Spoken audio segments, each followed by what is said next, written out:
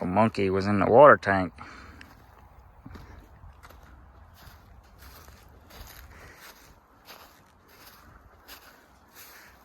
This paddock right here in front of me, you see the graze line to the right, and the fence is up there on the left.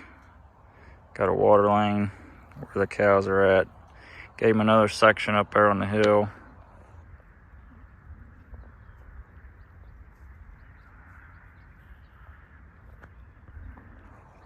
And there's a water lane. Come back to the stock tank. But this paddock right here that I'm in, we were at 250,000 pounds of the acre, roughly. Less than half an acre. And you can see what they did. Trampled just about everything, consumed a good bit, laid a lot of fertilizer on the ground.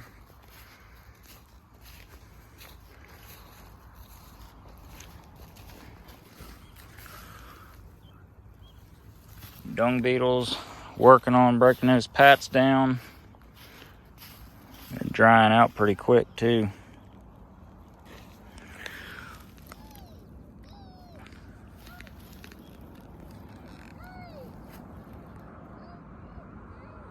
Wesley sees a tractor. Old naked boy on a four-wheeler. You see the tractor? Yep.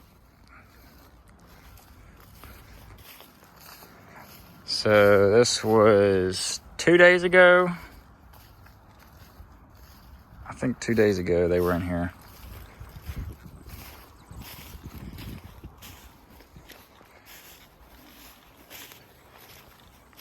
And their pats won't be long and them things will be gone.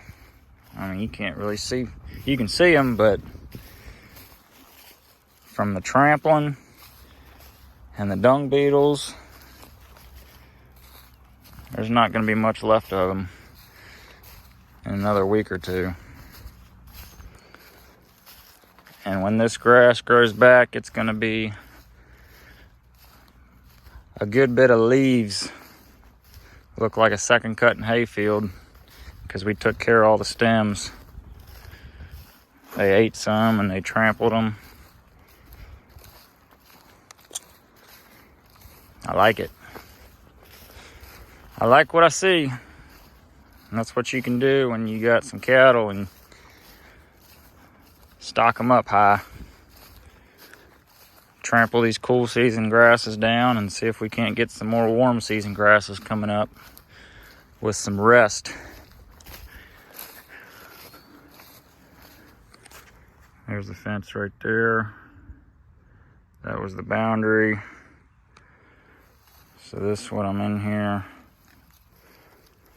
On down to back to the four-wheeler. Less than half an acre it was. And they were on here for, I moved them mid-morning before lunch. And then I did come out that evening and move them again because they had it pretty well trampled and pooped on, peed on, and wasn't much left to eat. So I went ahead and moved them. So a little over 12 hours they were in here, right before lunch, and then it was probably 8 o'clock in the evening. So not even 12 hours.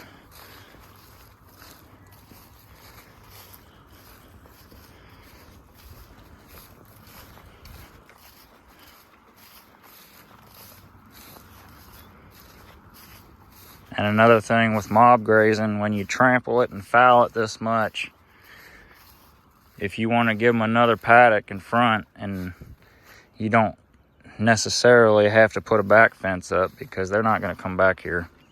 There's nothing for them to eat, really. It's all been pooped and peed on. They're not going to want to touch it. So you can get by with giving them another paddock and not putting a back fence in. But you move them again, make another one after that. You know, after 4 days or so, grass will start growing back.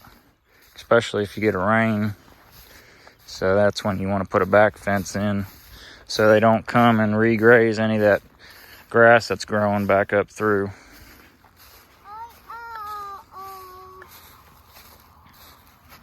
Now we'll wash it off. You need to put your pants back on, boy. Go back home, sit in the pool. But yep, this is what they can do.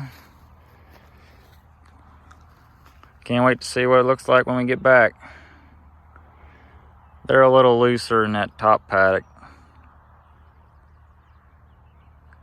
But just experimenting. Trying to give them a little shade every day too. But they didn't have any shade in this paddock all day. It wasn't too terrible hot when they were in here during the day. And this is where the water tank was. They made a little bit of mud, but it'll recover. There's enough seed on the ground. It's not bad for black cows and no shade. Getting close to summer. But when it gets up around 9 or above, it's nice to give them some shade with high humidity.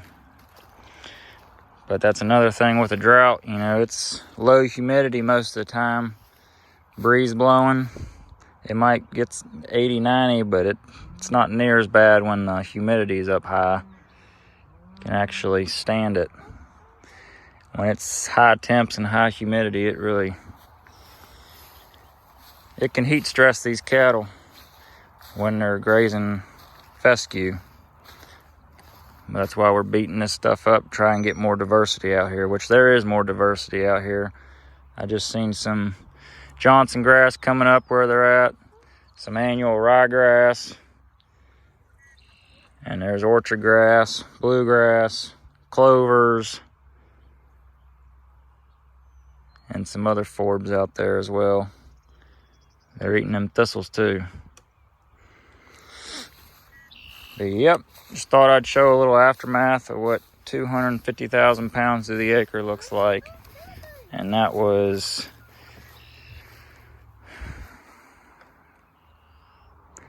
I'd have to look back at what time I moved him. It was 10 or 12 in the morning.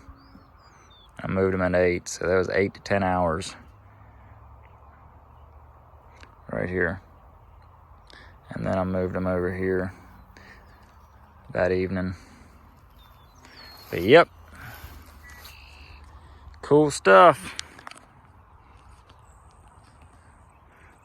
We're gonna take Wesley back home and he's gonna go sit in the pool. He's naked standing on the four-wheeler right now. You wait till you watch this when you're older. Catch y'all another day.